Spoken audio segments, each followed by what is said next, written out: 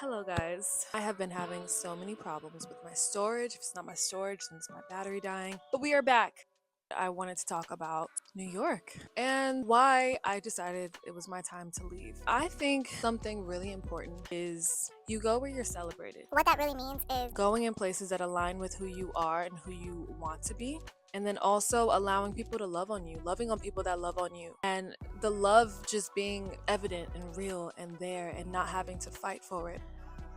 But I've always felt like New York was that place for me. New York was one of the places, I'll say one of the places for me. And it absolutely 100% confirmed that for me. It was absolutely true. The moment I got to New York, I felt included.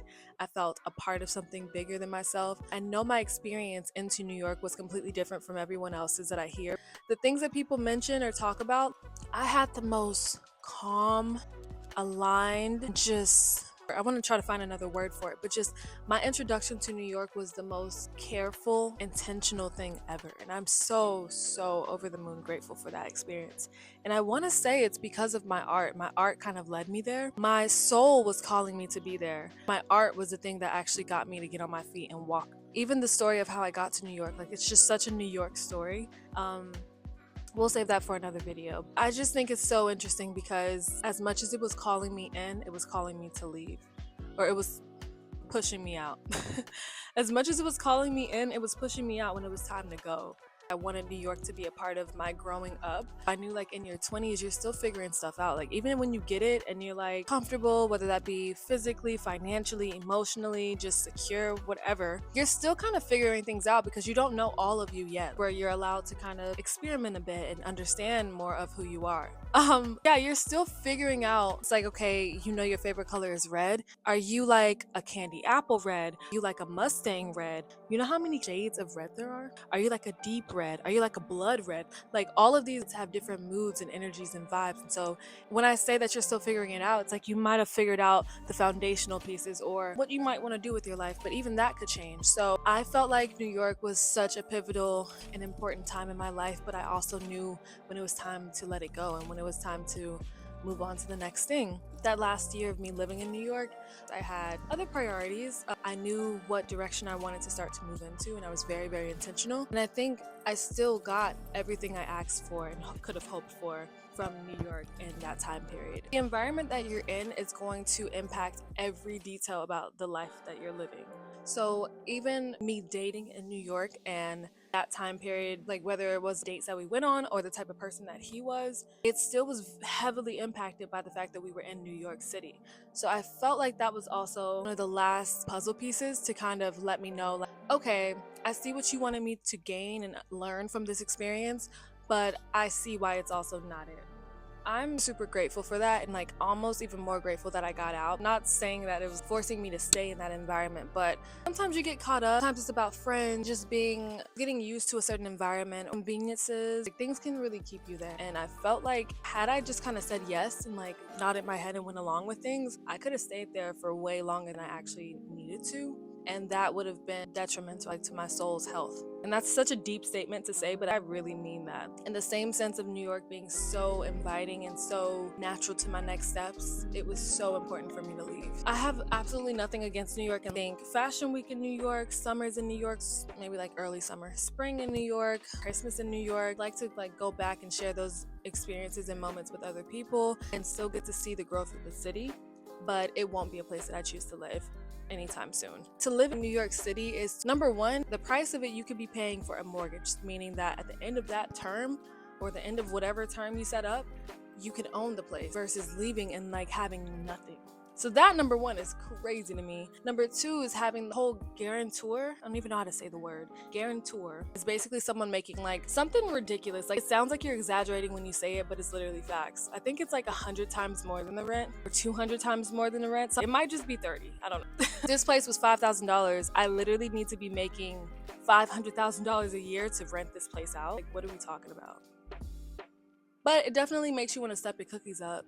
But it doesn't make you want to step up and buy property there. It's a very inspiring city and it has so much richness and culture. It has its own culture to it. That's just, New York is exactly like what it looks like in the movies. What it feels like, what you think you're going to get there is literally what you're going to get, and so much more. So this is in no way a video telling anyone not to go to New York. I think you should go if you have that calling. I've heard other people talk about that silent calling, and it's just like something where it's like you won't truly be happy until you do it. And I think it's even more special because I knew it didn't have to be a forever thing for me. It was literally just about experiencing it, and experiencing it at a certain time that was important for me to experience. A time where I was susceptible to my environment and the things that it could offer me and opportunities around me, people I would meet there. I love like that it didn't keep me there longer than it needed to. I would say it was an extra year, but I knew I had to make a sacrifice because with relationships and planning things, you want to kind of give yourself to the situation enough to really see it bloom. So I am over the moon and so happy with the time that I got to spend in New York. I got to learn there, got to grow there, I got to meet incredible people, I got to have incredible experiences. I also got to create. New York was such a beautiful time in my creation and my journey in creation, because it's just so New York. Like there's nothing like you really could say outside of the fact that it's New York. Yeah, I would love to make a video of like pros and cons about living in New York, but I feel like there's so many on the internet already. But I'd have a little like birdie in my ear saying like the online market can never be oversaturated because it's you. Because you're who you are, you have a whole different take, you have a whole different experience, you have a whole different expertise, you have a whole different skill set, the way you even go about things is different, so your opinion and perspective is important. So I feel like that video may be coming soon, just know that. At the end of the day, it's pretty much saying like, you have a calling to go somewhere, I think you should answer it. It does not have to be forever. I actually had no idea how long I would be in New York when I first decided to move there. I was happy with being there for 5 years, but now that I've been there long enough, 2 years was enough. 2 years was perfect. It almost makes me think like, oh, I'm going to be traveling very soon. How much time do I need in these places to really like take it in? Thank you so much for watching this video. I hope there's some takeaways from this. At the very least, follow your heart, follow that calling. At the very most, get going once it's time to go, okay? Do not let situations keep you in them longer than you need to be. When you hear that calling, it is only going to get louder. It's only going to get worse from there. And that's just the realest thing I could say. You hear something and you're like, oh, maybe I'm just like too naive, or maybe I don't know enough, or maybe I need to learn more. It's like, you came here with a sense, that'd be common sense, but you came here with a sense, and that sense will lead you along this path and get you exactly where you need to go. You're always going to be okay. There are way more opportunities out here you could even imagine.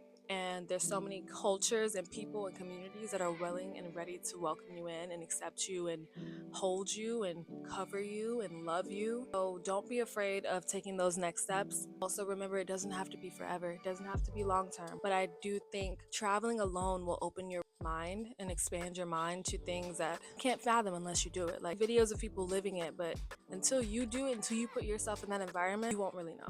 Environments are so important for growth, for sustainability, for maintaining your health, for maintaining your peace of mind. You have to be in an environment that's conducive to it.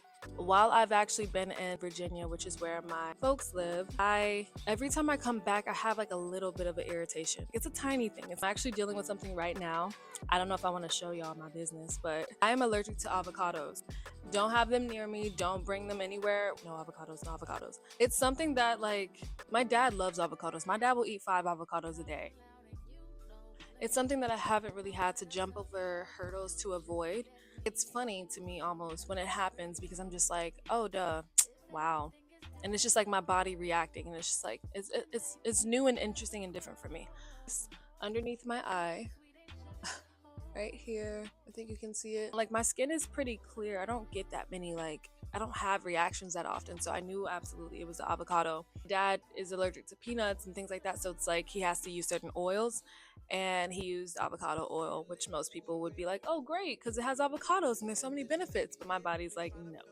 So I literally broke out in hives, and it's just starting to go away now, but it's just so funny to me, like little things like that tend to happen when I'm in this environment. And although like this is such an environment for love and peace, it's so funny because Virginia is like on the license plate. I didn't realize that until much later, but it says the state for lovers or for the lovers on the Virginia like license plate and stuff. And I'm like, where did that come from?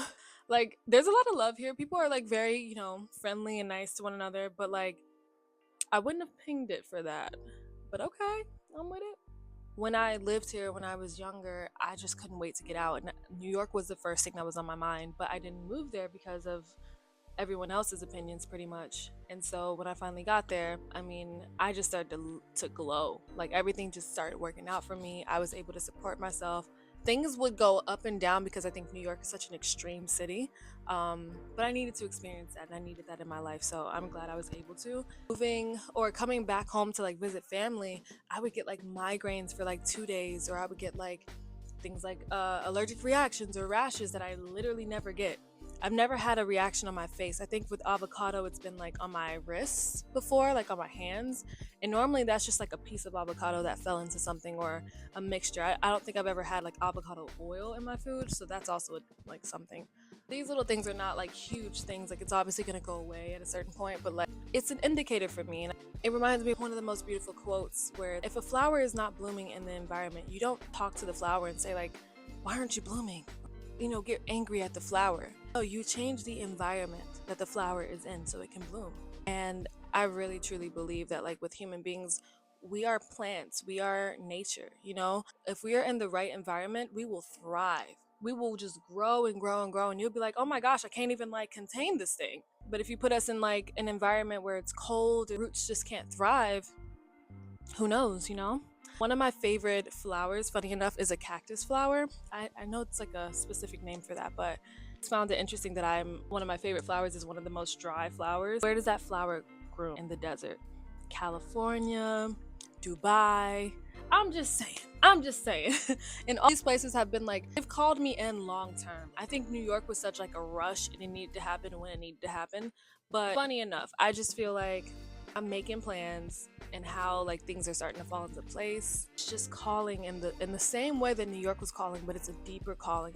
It's a calling that's like, it doesn't even really need to call. It's a reminder almost. Very deep. But I'm not gonna get too deep. I already was about to close out this video and then I had that spark of idea, but thank you guys so much for listening to my story. I'm definitely going to go into some story times about New York now, and I think those should be a lot of fun. I'm kind of expanding my channel a little bit now that I've started it, because the first step is to start. That first step is always, I have some videos that you should check out about forgiveness and just the foundational pieces I think that go into serenity and wholeness. We'll continue to speak on those topics, but I'm expanding it a bit to more lifestyle, fun, some vlogs. I do a lot of traveling, but I don't know why I've never vlogged. I think I was trying to get comfortable being on the camera, and it's like now or never. Well, it's not really now or never, it's now and now. Now or never is very limiting if you think about it. What's never? Anyway though, y'all, I hope y'all are all having a great week, a great month, a great year, and I will talk to you guys in the next video.